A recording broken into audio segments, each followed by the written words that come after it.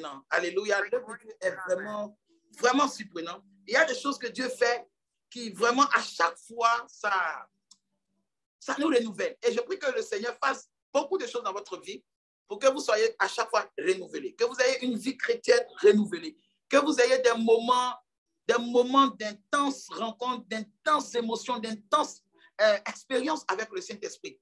Un jour, je vous donnerai beaucoup de témoignages qui me sont vraiment arrivés. Alléluia. Je vous donnerai beaucoup les témoignages qui me sont arrivés. Et je pense que peut-être ces témoignages, ça va vous aider dans un certain plan de votre vie. Mais vous ne devez pas calquer les choses qui me sont arrivées sur vous. Parce que Dieu a cette particularité-là de tisser un lien personnel avec ses enfants. Vous savez, le Seigneur, il est comme une mère qui a plusieurs enfants. Et chaque mère a une particularité avec son fils ou sa fille. Donc, cela va dépendre de la manière dont vous allez vous laisser conduire. Alléluia. Le message d'aujourd'hui est le signe qui était Jonas. Alléluia. Jonas était donc un signe. Alléluia. Voilà. Jonas était donc un signe. Voici le thème. Ce Jonas était donc un signe. En parenthèse, le sens de la vie. Amen. Ce message est un peu prophétique et en même temps hyperbolique. C'est-à-dire qu'il y a une hyperbole, il y a une parabole dedans.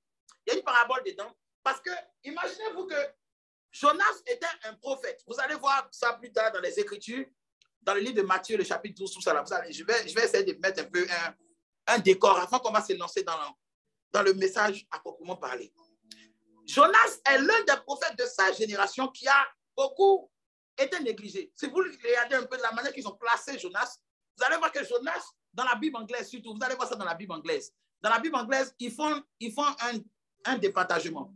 Ils ont sélectionné 12 prophètes qu'on appelle les prophètes majeurs. Et ils ont sélectionné 12 autres prophètes qu'on les appelle les prophètes mineurs.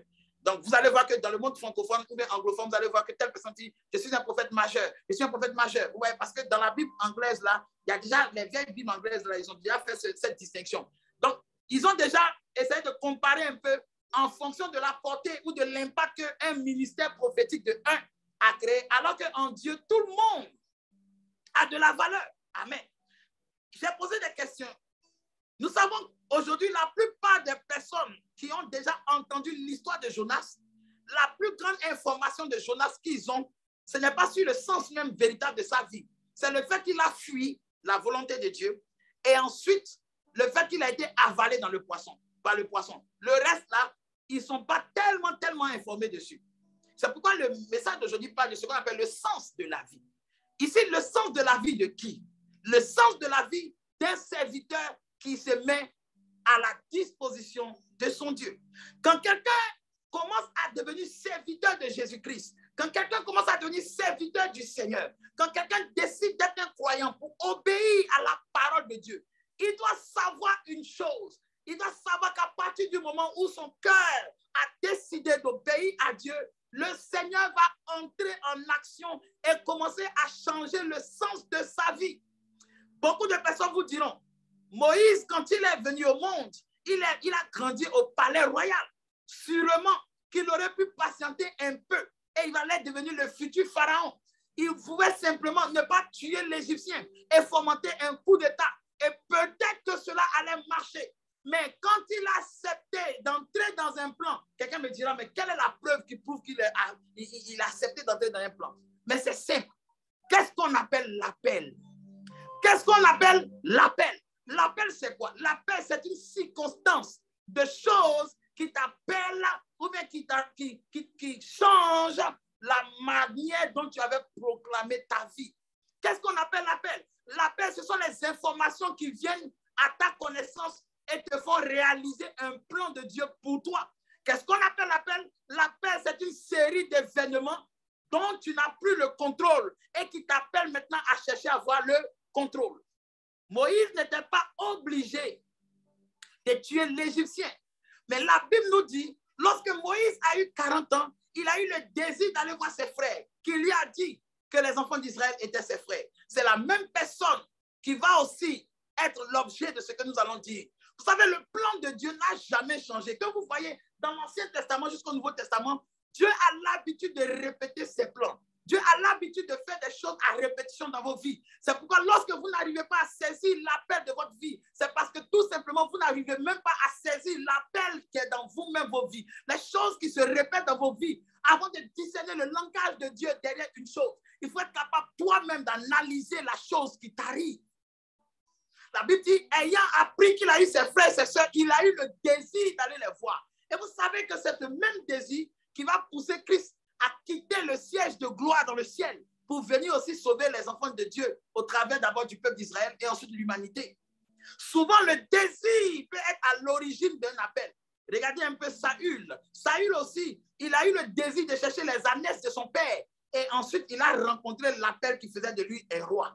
Donc, le plus souvent, les désirs que nous avons ou les événements qui se répètent dans nos vies ne sont pas aussi venant de l'ennemi, mais nous devons apporter un regard. Tu dois commencer à analyser. Mais j'ai remarqué que j'essaie d'aller devant, il y a toujours quelque chose qui m'amène en arrière. Même quand je combats la chose, même quand je prie, je jeûne, la même chose revient. Mais si cette chose revient, ça veut dire que la volonté qui fait revenir cette chose est plus forte que tes jeûnes et tes prières.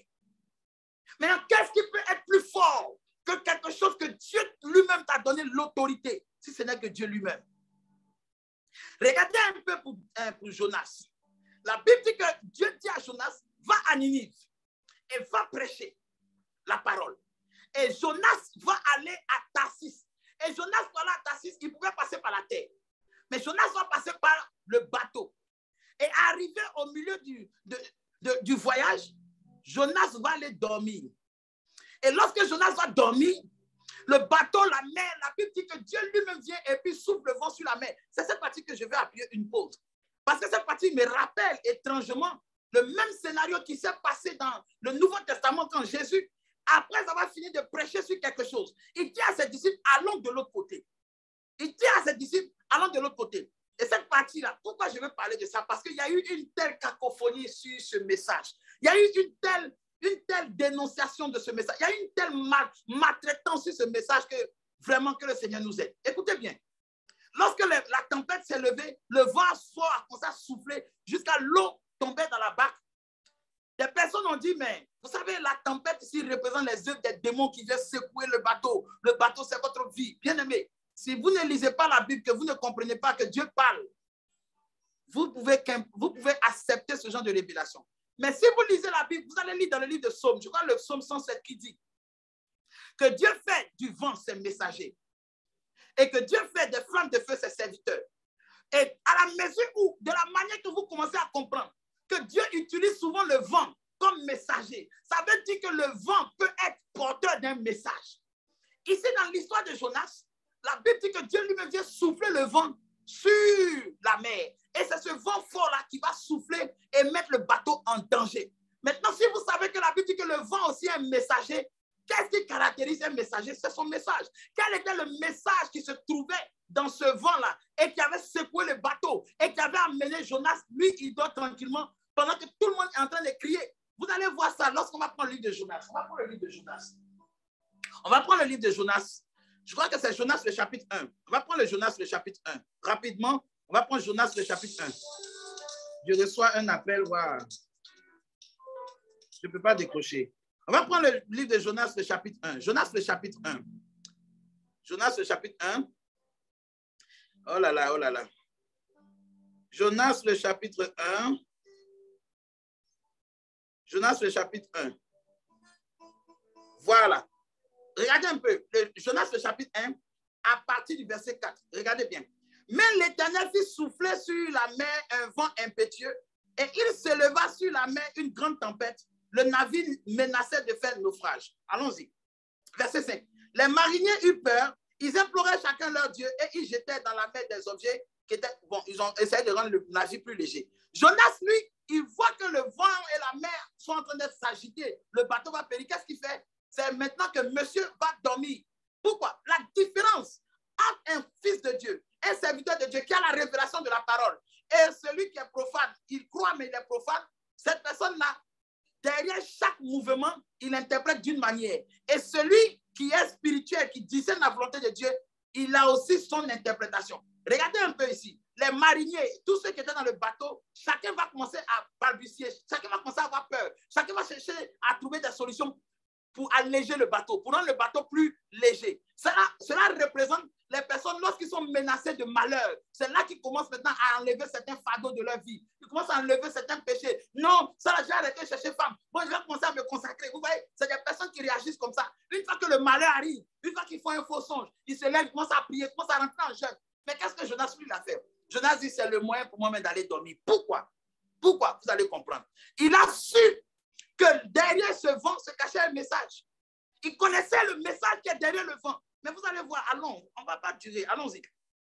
Et Jonas descendit au fond du navire, se coucha et s'endormit profondément. Le pilote s'approcha de lui et lui dit, pourquoi dors-tu? Lève-toi, invoque ton Dieu, peut-être qu'il voudra penser à nous et nous ne périrons pas. Et ils se rendirent l'un à l'autre. Ils ont dit, venez, tirons au sort pour savoir qui nous attire ce malheur. Ils tirèrent au sort et le sort tomba sur Jonas. Alors il lui dit, dis-nous qui nous attire ce malheur? Quelles sont tes affaires et d'où viens-tu? Quel est ton pays et de quel peuple es-tu?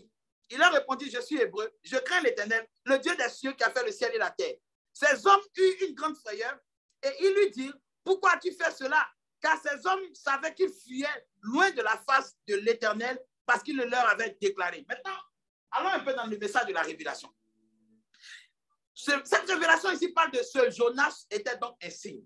Pourquoi cette révélation dit ça? Pourquoi le thème nous dit ça? Parce que c'est Jésus dans le livre de Matthieu 12, il va parler de ça. Il va se confronter à une génération de pharisiens, de serviteurs qui venaient toujours contrarier ce qu'il fait. Et ils vont lui poser la question, mais quel miracle tu fais? Fais un miracle pour que nous puissions croire que tu es le Messie. Fais un miracle. Et pourtant, vous savez que la plupart des choses même que Jésus a fait en majorité dans sa vie, c'est ça les miracles. Quand vous regardez un peu depuis le premier chapitre où Jésus commence son ministère, dès qu'il revient du désert, c'est le miracle. Mais à ce moment précis, c'est de quel genre de miracle il parlait? Il parlait de miracles qu'on appelle un signe. Qu'est-ce que c'était? Vous savez, dans l'ancien temps, dans l'Ancien Testament, lorsque le peuple d'Israël avait quitté l'Égypte et que Dieu, dans le désert, Dieu leur envoyait la manne. Le mot la manne, là, qui est en hébreu manna, là, qui veut dire qu'est-ce que c'est? La révélation, Dieu avait dit, en faisant descendre la manne, que à chaque fois que lui, Dieu, il va se révéler à son peuple, à chaque fois, selon la prière de Moïse, que l'Éternel va toujours susciter quelqu'un au milieu de vous qui va parler de la part de l'Éternel. Chaque fois que cette personne venait à commencer son ministère, la personne lui-même était un signe.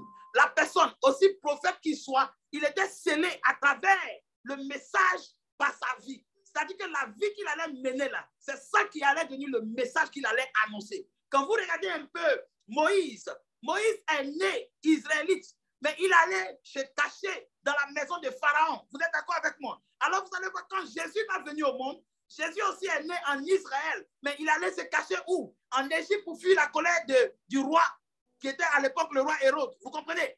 Donc, il y a des moments de la vie maintenant, à cause de ton appel, à cause de ta foi, qui vont maintenant ressembler aux choses que le Christ lui-même a vécues et va vivre.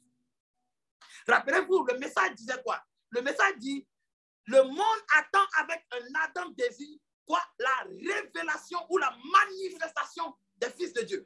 Les fils de Dieu ne peuvent pas se manifester comme ils veulent. Ils sont obligés de se manifester de la même manière que le Christ lui-même s'est manifesté. Pourquoi? Parce que cela sera l'esprit de Christ ayant vécu les mêmes choses dans le passé. Ces mêmes choses vont se faire maintenant et ces mêmes choses vont les accompagner. C'est pourquoi Jésus a dit, s'ils m'ont rejeté, ils vont vous rejeter. Parce que ce qui a fait qu'ils ont rejeté le Christ, c'était l'esprit qui était en lui. L'esprit de vérité, quand il est en toi, les mêmes choses qu'ils ont fait à Christ, c'est les mêmes choses qu'on va te faire. La même manière que Christ a été rejeté, la même manière tu seras rejeté. La même manière que les gens t'ont acclamé, la même manière tu seras acclamé. Mais avant d'aboutir à cela, venons expliquer un peu Jonas. Vous savez que Jonas, c'est un prophète. Et la Bible dit que Dieu se révèle à ses prophètes. Donc Dieu, il va regarder sa parole, il va révéler sa pensée à ce prophète. Et on nous dit que ce prophète, il a fui la face de Dieu. Il est parti à Tarsis, alors que Dieu le voulait à Ninive. Mais après, vous allez voir encore que lorsque Jonas, le poisson va l'avaler, le poisson va le conduire directement à Ninive. Maintenant, posez-vous la question. Est-ce que si Jonas était sur la terre, c'est un poisson qui allait le conduire à Ninive? Ninive est une ville qui est située en bordure de l'eau. Et la meilleure façon d'aller là-bas, la façon la plus sûre, la plus rapide d'y aller, c'est par la mer. Ensuite, répondez aussi à ce verset. Le verset se trouve dans le livre de Jérémie. Et ce verset dit, il n'appartient pas à l'homme de guider ses pas, mais c'est l'Éternel qui guide les pas du juste. Qui est le juste? La Bible dit que quand nous croyons en Jésus, quand nous croyons en Dieu, nous sommes justifiés par la foi. Donc, quiconque croit en Elohim est juste, est déclaré juste. Donc, Jonas a été justifié par la foi qu'il avait en Dieu. Donc, qui devait diriger ses pas? Souvent, le Seigneur peut vous amener à emprunter un chemin qui semble bizarre. Et après, vous réalisez que si vous n'aviez pas passé par là, vous n'auriez jamais pu être ce que vous êtes devenu, ou vous n'auriez jamais pu accomplir pleinement ce que Christ attend de chacun de nous. Regardez un peu la vie de Paul. À chaque fois, Paul dit, moi, je suis prisonnier de Christ. Moi, je suis prisonnier de Christ. Mais regardez un peu.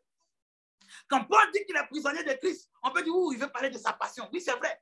Mais Paul étant en train de nous dire, à chaque fois qu'il publie le nom de Christ, qu'on le met en prison, il ne peut pas être réellement en prison. On dit, mais comment c'est possible? On te met les chaînes sur toi, tu dis, tu ne peux pas être en prison. On fait tout pour t'asphyxier. Tu dis, tu ne peux pas être en prison. Mais est-ce que quelqu'un qui a été déjà prisonnier, on peut le mettre en prison? Quelqu'un qui est prisonnier de Christ ne peut plus être un prisonnier du monde. Il ne peut plus être prisonnier d'aucune prison dans le monde. Pourquoi? Parce que la prison de Christ est la prison la plus sûre. C'est la prison la plus grande. C'est la prison la plus impénétrable. Personne ne peut aller faire sortir quelqu'un de la prison de Christ. Nobody. It's impossible. It's really impossible. Donc la question est de savoir de qui vous êtes prisonnier. Certaines personnes sont prisonniers de leur désir encore. Certaines personnes sont encore prisonniers de leur ignorance. Certaines personnes sont encore prisonniers de la doctrine qu'on les a prêchée. Mais un véritable prisonnier de Christ, aucune prison de ce monde peut lui faire sortir de cette prison. C'est pourquoi les chaînes peuvent tomber sur les pieds de Paul et Silas quand ils se mettent à chanter dans la prison. Parce qu'ils étaient déjà dans une autre prison, la prison de l'amour de Dieu. Amen. Il y a des moments dans ta vie où la seule chose qui doit te préoccuper, ce n'est pas de pourquoi mon foyer tarde. Ce qui doit te préoccuper, ce n'est pas de pourquoi les sorciers m'attaquent. Ce qui doit te préoccuper, c'est est-ce que je suis vraiment ancré en Christ? Amen. La Bible dit que lorsque le bateau a commencé à tanguer, chaque personne qui était dans le bateau, chacun a commencé à invoquer son Dieu. Il y a des personnes où il y a des croyants que lorsque ils ont besoin de quelque chose, c'est là qu'ils invoquent Dieu. Lorsqu'ils sont dans une spirale où ils doivent traverser un problème, où ils ont besoin d'une direction, ils invoquent Dieu. Mais comme je vous l'ai dit, Jonas, en tant que serviteur de Dieu, il savait que derrière le vent se trouve un message. Parce que Dieu fait toujours du vent ses messagers. Jésus avait prêché des paroles à ses disciples. Et il leur a dit, allons de l'autre côté. Et lorsqu'ils sont sur la mer, le vent se lève, la tempête se lève, la vague même veut chavirer. Les disciples ont carrément oublié ce que Jésus avait enseigné de l'autre côté. Ce que Jésus avait dit. Et chacun a commencé à faire quoi? Chacun a commencé à réagir comme réagit le commun des mortels quand ils sont face à un dilemme. Quand ils sont face à quelque chose qui les dépasse. Quand ils sont face à quelque chose qui montre leur impuissance. Ils ont commencé à crier, maître, maître, maître, ne t'inquiète-tu pas, nous périssons. Mais c'est Jonas qu'aujourd'hui beaucoup de personnes disent, oh, il est l'exemple même des gens qui fuient la volonté de Dieu. Ce Jonas, lui, il n'a pas oublié qui il était. Au contraire, il a été stable et stoïque. Il allait même dormir. Parce que le Christ aussi, lorsqu'il va se trouver dans cette situation, il va faire quoi? Il va dormir. Ensuite, la parole ici me plaît beaucoup. Imaginez-vous comment a été cet homme qu'on appelle Jonas, qui est prêt lui-même à s'offrir en sacrifice pour que les autres aient la vie. Je suis sûr que si nous étions à cette époque-là, si c'était nous qui étions Jonas, on va dire, bon, vous savez, regarde, bon, c'est qu'on va prier, on va prier. Voilà. Pourtant, tu sais que la seule chose qui va calmer la tempête, le seul message qu'on attend de toi, c'est de mourir. Et vous savez qu'à chaque fois que l'homme dort, il fait comme un quart de la mort. Combien de personnes savent ça? Le sommeil est comme un quart de la mort. Demandez aux scientifiques, ils vont vous dire, pendant le sommeil, c'est comme si l'homme mourait un quart de fois. Donc quand Jonas va dormir, il se prépare à se jeter en offrande. Parce que derrière le message, il savait que derrière le message se cachait un sacrifice. Derrière l'évangile? Qu'est-ce que ça se cache? Quel est le message que Dieu cache? Quel est le sens de la vie que Dieu veut qu'on ait? Romains 12, le verset 1 nous dit, je vous exhorte, frères, par les compassions de Christ, à offrir votre corps comme un sacrifice. Dieu exige le sacrifice de notre corps, de notre être entier. Dieu exige que nous soyons un parfum agréable de bonne odeur. Peu importe les endroits où nous sommes passés. Ce n'est pas parce que Jonas était sur la route de Tarsis que Dieu va être fâché contre lui. Mais s'il n'arrive pas à faire la volonté de Dieu, s'il n'arrive pas à être le sacrifice qui va amener la gloire de Dieu à sauver son peuple, alors ça n'en valait pas la peine. Jonas est allé dormir. Il se préparait à mourir. Christ a dormi dans le bateau. Mais Christ aussi s'est préparé à mourir. Regardez un peu, il était dans le jardin de Gethsémani. Et vous savez qu'avant de traverser, pour arriver au jardin de Gethsémani, il y avait un torrent. Et ce torrent, on l'appelle le torrent de Cédron. Et le mot Cédron signifie les tourments.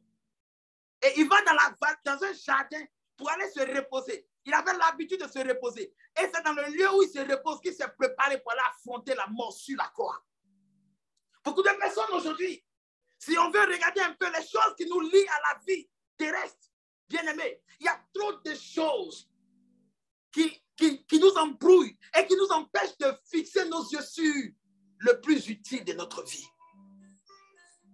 Une génération est passée et ces personnes-là ont dit, peut-être que Jonas même, il est l'exemple des prophètes qu'on ne doit même pas encourager. C'est parce que Dieu est tellement bon que Dieu même a permis qu'il parte encore après s'être repenti. Bien aimé, remarquez une chose, c'est très important. La bonté de Dieu va tellement au-delà de notre appréhension. Remarquez, lorsque Samson n'avait pas encore trahi, lorsque Samson n'avait pas dévoilé son péché, son secret, lorsque Samson avait été juge en Israël pendant 20 ans, la Bible nous dit que Samson a tué 10 personnes et 1000 personnes avec une mâchoire d'un âne. Amen. Je vais couper le micro de quelqu'un. Voilà. Samson a pu il a pu tuer 1000 personnes avec la mâchoire d'un âne. Mais lorsque Samson, il s'est repenti, regardez un peu le résultat. Lorsque Samson se repent et il demande à Dieu, Seigneur, aie pitié de moi. Je ne mérite même pas ta compassion. Mais aie pitié de moi encore une fois. Donne-moi de la force pour tuer mes ennemis. Vous savez pourquoi Samson demandait ça? Samson demandait ça parce qu'il savait qu'il avait été suscité par Dieu pour tuer les ennemis d'Israël. Vous savez, tu peux tomber, mais si tu n'as pas le courage de te lever, si tu n'as pas le courage d'aller au-delà de ce qui t'a fait tomber, c'est encore pire. Amen. C'est pourquoi la Bible dit, ceux qui ont connu la vérité en Christ, qui ont goûté la puissance du monde à venir et qui sont tombés, c'est impossible pour eux de les ramener à la repentance. Parce que c'est comme s'ils ont crucifié le Messie une seconde fois. Pour eux, leur péché est impardonnable. Parce que lorsque tu tombes, il faut avoir la force de te lever. Parce que c'est Dieu qui guide les pas des justes. C'est Dieu qui relève. C'est lui qui donne le pouvoir de se mouvoir et de vivre. C'est lui qui enseigne. C'est lui qui conduit. C'est lui qui bâtit et c'est lui qui détruit. Et Samson a dit, Seigneur, encore une fois, donne-moi cette force. Parce qu'il savait qu'il y avait encore de l'espoir. Il y avait encore miséricorde. Vous savez, ce n'est pas encore trop tard. Ce n'est pas encore trop tard pour nous d'atteindre certaines dimensions. Ce n'est pas encore trop tard d'avoir une mentalité assez ouverte du sens même de notre vie. Il faut simplement reconnaître l'état dans lequel nous nous trouvons. Souvent, nous pensons que Dieu cherche des Superman ou bien des Wonder Woman, des hommes qui sont hyper forts. Matière préférée, sanctification. Matière de base, prière toute la nuit, jeûne et prière. Oui, c'est excellent, bien-aimé. Mais si le cœur n'y est pas, il n'y aura pas de transformation. Il y a des personnes qui jeûnent, mais est-ce qu'ils aiment le jeûne? Si on te demande réellement, est-ce que tu aimes jeûner? Tu vas dire, c'est parce que c'est Jésus, c'est parce que c'est l'amour de Dieu. Sinon, quand je regarde les plats qui sont doux sur la terre, là, vraiment, voilà. Comme des personnes qui disent, nous voulons la volonté de Dieu. Mais si Dieu te montre la vilaine femme qu'il a prévue pour toi, tu es sûr que de prime abord, tu vas dire, Amen, Seigneur, j'accepte. Il est difficile de se prononcer sur la vie de quelqu'un, sur les choix de quelqu'un, lorsqu'on ne sait pas tout sur lui. C'est pourquoi les gens étaient venus Les gens méconnaissaient Jésus. Ils se disaient que selon la compréhension de l'écriture qu'ils ont, Jésus devait à tout prix leur prouver qui il était. Et c'est ça même qui corroborait leur incrédulité. Et Jésus leur a dit, vous me demandez un signe. Le signe que vous demandez, il est écrit dans la Bible. La plupart des prophètes de l'Ancien Testament, ils ont été un signe. Ézéchiel a été un signe. Ésaïe a été un signe. Un jour, Dieu va dire à Ésaïe, Ésaïe, tu vas marcher nu et déchaussé pendant 3 jours et 3 nuits. Ceci sera un signe en Israël. Vous voyez? Ensuite encore, Dieu dit à un prophète de nom de Osée, il dit, va marier une femme prostituée. Cela sera un signe en Israël. Donc, il savait que le fait qu'un homme soit un signe, un homme, la vie d'une personne, le sens de sa vie devienne un signe, un symbole de l'évangile. Il savait cela. Mais qu'est-ce qu'il voulait? Il voulait trouver des prétextes pour ne pas croire qu'il était le Messie. Ainsi, donc, beaucoup de personnes viennent dans le Messie et disent non, mais on nous a dit de gêner, on gêne, on ne voit rien. On nous a dit si on priait là, ça allait faire, on ne voit pas. On nous avait dit, pourtant, ils savent très bien qu'ils n'ont pas mis le cœur pour pouvoir voir. Ils n'ont pas pris l'humilité pour pouvoir voir. Ils ont seulement voulu tester. Est-ce que ça sera vrai? Pour qu'eux aussi vont rendre témoignage. La Bible dit ce verset, dans le livre d'Ésaïe, le chapitre 66, du verset 1 au verset 4. Il dit, le ciel est mon trône et la terre mon marchepied. Voici ce qui, moi l'Éternel, je porterai mes regards sur l'homme qui souffre et celui qui a l'esprit abattu. Dieu ne laisse jamais quelqu'un qui souffre, quelqu'un qui a l'esprit abattu. Dieu ne va jamais fermer les yeux sur lui. Donc si quelqu'un prie et qui n'entend pas, qu'il regarde bien l'état de son cœur. Parce que l'une des choses qui parle le plus dans la vie, ce n'est pas la bouche, c'est le cœur. La Bible dit que Dieu sonde le cœur et il sonde aussi les reins. Mais posez-vous la question, les reins ici, là, est-ce que les reins parlent? Mais bien sûr, les reins parlent. C'est des reins que provient la postérité. C'est des reins que provient la sémence qui donne la postérité. La postérité, c'est-à-dire les enfants. Souvent, il y a des caractères qui sont, il va dire quoi, sanguinairement transmissibles. Oui, il y a des attitudes que tu as qui vont se transmettre à tes enfants parce que tu n'as pas voulu changer. Donc, Dieu regarde cette attitude. Il regarde cette manière. Il regarde cette interprétation.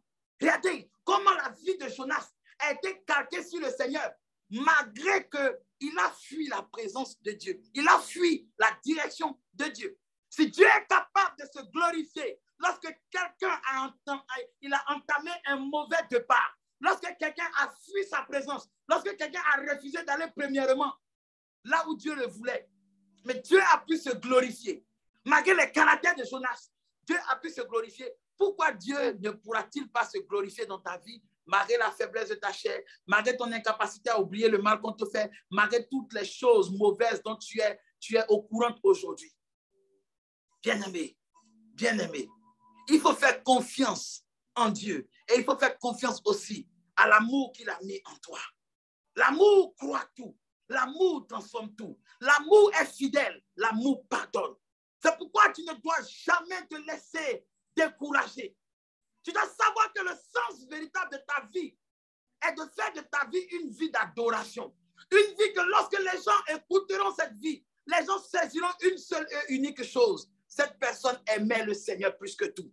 Il faut que tu crois en ça.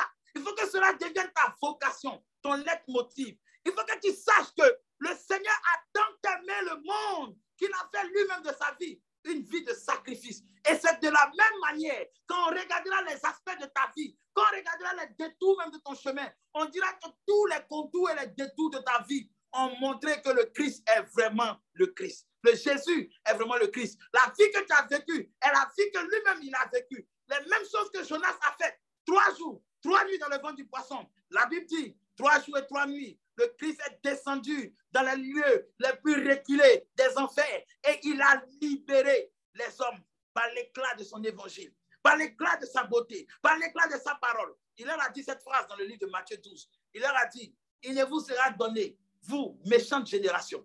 Ça veut dire que si cette génération n'était pas une génération méchante, Dieu allait faire beaucoup de choses. Oh, je prie ce soir que si nous sommes une génération méchante, que nous puissions abandonner la méchanceté pour qu'il nous soit donné d'autres signes encore que le signe de Jonas. Parce que le signe de Jonas est pour une génération qui est incrédule, une génération qui tente Dieu, une génération qui cherche des prétextes dans la parole de Dieu pour ne pas croire. Aujourd'hui, regardez un peu. les questions qu'on peut se poser nous éloignent plus même de Dieu qu'aujourd'hui, que hier, quand on ne se posait pas de questions. Dans le monde, il y a des questions dans le monde, tu ne trouves pas réponse, mais ça ne t'empêche pas de quitter le monde. Mais aujourd'hui, quelqu'un peut venir en Christ, poser des questions. Lorsqu'on ne lui donne pas la réponse, il dit, bon, je m'en vais. Pourquoi? Parce qu'on a tellement de prétextes qui nous poussent à ne pas faire ce qui est réel, ce qui nous coûte, ce qui va détruire, ce que nous-mêmes nous avons bâti. Oh oui, c'est très facile de se dépouiller quand on n'a rien. Quand on n'a rien bâti, c'est très facile. Vous savez, je vais prendre cette partie de mon histoire. Lorsque j'ai commencé avec le Seigneur, et le Seigneur avait commencé à utiliser son serviteur dans une dimension, on m'avait donné une salle. On m'avait donné une salle quelque part, une salle climatisée, tout ça. Et les gens venaient. Et quand les gens venaient, c'était vraiment, tu vois, le Saint-Esprit révélait les choses, c'était fort. On connaissait, mon nom avait commencé à prendre un peu dans le milieu, tout ça. Et un jour, je suis en train de prier et le Seigneur va me montrer un songe. Et ce songe m'a tellement troublé que je me suis réveillé de 3 heures du matin jusqu'à 6 heures du matin, je tremblais sur moi-même. Et j'ai vu quelque chose dans le songe. J'ai vu que dans le songe-là, si je continuais comme ça, si je continuais la même lancée que j'avais, devant n'était pas bon. Amen. Devant n'était pas bon.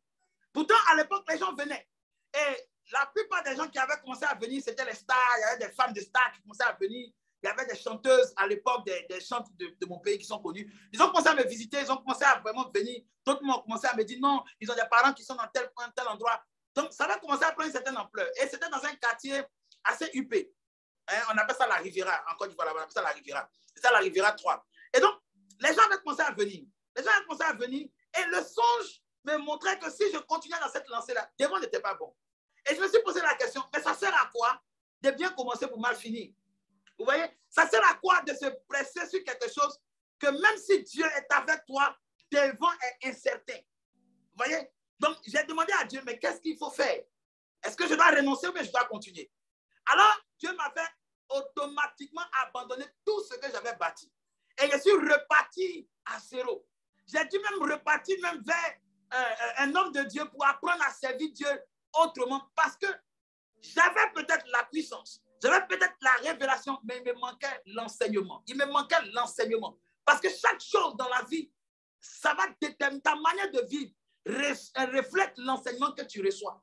Quand on parle de l'enseignement, ce n'est pas simplement venir dire ici, la Bible dit, la Bible dit. Ça fait partie de l'enseignement. Mais rappelez-vous que la vie elle-même nous enseigne. Il y a des choses de la vie, il y a la maturité de la vie qui doit aussi t'enseigner. La Bible dit, l'homme sage voit plus loin. L'homme sage assis voit plus loin que le stupide qui est debout. L'homme sage qui est assis, il voit plus loin que le stupide qui est debout. La sagesse, souvent, c'est d'affermir les choses que Dieu nous a données. C'est de rendre solides les choses que Dieu nous a données. Lorsque tu as eu une possession que Dieu t'a donnée, une grâce que Dieu t'a donnée, est-ce que tu as pu mettre cette grâce-là au profit du Seigneur? Si oui, alors que le Seigneur te bénisse. Mais si tu n'as pas pu encore mettre cette chose à profit, il est aussi important que tu te remettes en cause. Même s'il faut tout détruire aujourd'hui pour revenir après, ce serait meilleur. Et c'est ce que j'ai fait. Et quand j'ai commencé à faire cela, beaucoup m'ont dit, mais aïe, mais prophète David, tu as bien commencé. Déjà, Dieu t'utilise, il faut faire ceci, il faut faire cela. Mais ils n'ont pas été témoins de la révélation que j'ai reçue. Et quelques 10 ans aujourd'hui, les mêmes personnes qui avaient couru pour aller devant, aujourd'hui, beaucoup sont en train de reculer, ou bien beaucoup même ont laissé tomber. Beaucoup ont commencé dans la foi. Ils ont commencé avec fanfare, mais ils ne savaient pas qu'il y avait un message qui venait. Et je vais vous dire une chose.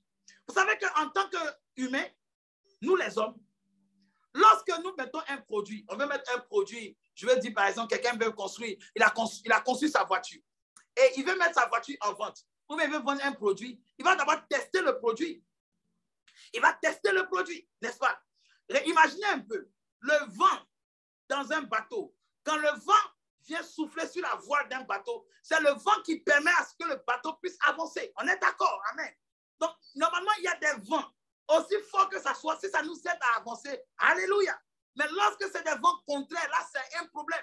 Et la Bible dit, quand Jésus était avec les disciples dans le bateau, le vent qui venait était un vent qui était contraire. C'est-à-dire, eux, ils veulent aller dans une direction, mais le vent qui vient est contre la direction où ils veulent partir. Et c'est tout ça qui a créé un peu de tumulte. La chose peut bien aller aujourd'hui. le foyer que nous avons commencé à tisser aujourd'hui, ça peut bien aller. On dit, ouais, ça vient du Seigneur. Mais nous oublions une chose. La Bible dit aussi que celui qui se marie, qui sache qu'ils auront des tribulations dans la chair. Quand cette tribulation commence, on va dire, oh, les démons ne veulent pas que mon foyer soit en paix. Mais la Bible dit, vous aurez des tribulations. Et tout ça, c'est pourquoi? Tout ça aussi, c'est pour tester. C'est pour que toi aussi, tu te vois comment tu es sous de nouvelles horizons. Pour que tu t'analyses. Quelle est ta réaction lorsque le vent est contraire? Lorsque le message de Dieu n'est pas ce que tu veux? Lorsque la direction de l'esprit est différente de la direction que tu as toujours voulu prendre? Souvent, c'est difficile. Quand tu as enseigné quelque chose, quand tu étais convaincu d'une vérité, et qu'après le Saint-Esprit te dit cette vérité-là n'était pas vraie, tu t'assois comme ça. Mais toutes ces personnes à qui tu as dit ça, toutes ces personnes-là, est-ce que tu pourras les réunir pour leur dire je me suis trompé? Bien-aimé, en ce soir, j'espère que le message va parvenir jusqu'à toi, afin que tu saches que le sens véritable de ta vie est que chaque détail de ta vie, à partir du moment où tu as cru là, ces détails-là vont être soumis à la volonté de Dieu. Des choix que tu as faits, ce qui va rester sera un signe pour toi que ça, c'est son choix. C'est le choix de Dieu pour toi. Ce qui va partir, ça sera ce que toi-même, tu n'as pas voulu laisser, que le vent de l'esprit est venu balayer. Il est temps souvent, il est important que le temps que nous vivons et le temps que nous allons vivre, nous soyons concentrés sur nos objectifs avec des gens qui sont prévus pour nous. Nous lisons dans la Bible, nous voyons Paul, il était avec Barnabas, après il était Silas.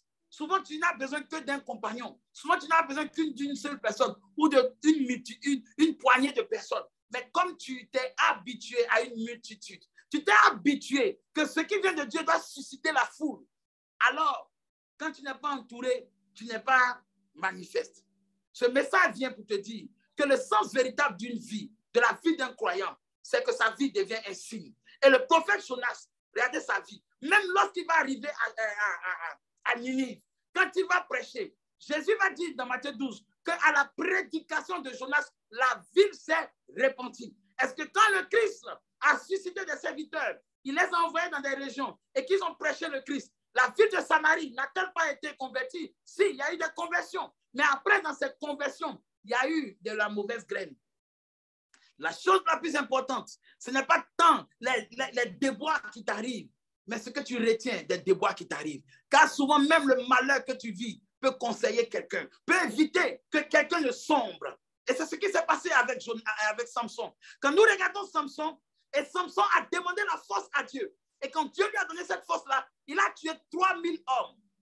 Plus que même lorsqu'il était en bonne voie avec Dieu. Quelqu'un me dira, donc tu veux dire quoi, homme de Dieu? Nous devons aller pécher. La Bible dit dans le livre de Romains 6, lisez.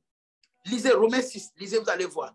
Il dit, est-ce que nous allons dire que comme nous avons reçu la grâce, nous allons demeurer dans le péché? Non. Ici, la parole s'adresse à quelqu'un qui a déjà réglé la question du péché. C'est-à-dire, cette personne-là a rencontré le Seigneur, il a décidé de vivre la vie de l'esprit. C'est pour lui ce message. Mais quelqu'un qui est encore en train de chercher des arguments pour lutter avec le péché, que cette personne aille revoir les bases de sa foi, les bases de sa conversion. Ici, Jésus n'était pas en train de parler à des gens qui ne connaissaient pas la Torah. Ce n'est pas maintenant qu'il est venu s'asseoir pour dire non, mais écoutez, vous savez, on va apprendre la Torah. Non. Il sait que ces personnes-là, c'est en fonction de la Torah qu'ils sont en train de lui dire ces choses. Regardez un peu pour terminer. Ces mêmes pharisiens sont allés voir Jean-Baptiste quand il a commencé le ministère. Et ils lui ont demandé, donc qui dis-tu que tu es? Et ce qui a été traduit ici par ce mot, qui dis-tu que tu es là? C'est manna, la manne. Parce qu'ils savaient que la manne a été prévue. La manne, c'est la révélation de Dieu. Dieu venant nourrir son peuple à la parole. Dieu venant nourrir son peuple avec la révélation du Messie. Ils savaient ça. Donc, ils ont pris cette habitude-là d'aller interroger des prophètes de cette dimension, des gens qui ont un message fort, des gens qui sont venus apporter la direction divine. Ils ont pris l'habitude de les tester comme ça, de les éprouver comme ça. Et c'est comme ça que les gens dans notre entourage prennent le temps de te prouver comme ça. On ne connaît pas les détails de ta vie, mais on se base sur certaines choses que tu fais. Mais le plus important, c'est que ta vie ressemble à celle du Messie que tu adores. C'est ça le plus important. C'est ça le sens de ta vie. Ce qui me plaît, je ne vais pas aborder tous les aspects de la vie de Jonas. Le temps nous manquerait. Mais ce qui est important, c'est que quelque part, Christ pris l'exemple de Jonas pour dire, de même que Jonas a fait cela, de même que moi aussi je vais faire. Un homme qui reçoit le témoignage de Dieu, que même sa faiblesse a servi à éclater la gloire de Dieu. Bien-aimés, que notre faiblesse fasse éclater la gloire de Dieu ce soir et que nous soyons puissamment remplis. Je prie que cette semaine, l'Esprit de Dieu, il explique encore ce message et qu'il te donne d'aller dans les profondeurs et qu'au travers de toi, l'on voit le Christ tel qu'il était. Que la paix du Seigneur soit dans votre vie. Shalom, shalom. Que le Seigneur vous bénisse, qu'il vous donne les finances parce que le programme de décembre, là, on doit l'avoir. Merci, merci, merci pour le temps que vous avez pour écouter cette parole. Écoutez-le, partagez-le et permettez à ce que l'Esprit de vérité confirme cette parole. Je vous aime. Shalom, shalom. On est à bientôt. Au revoir.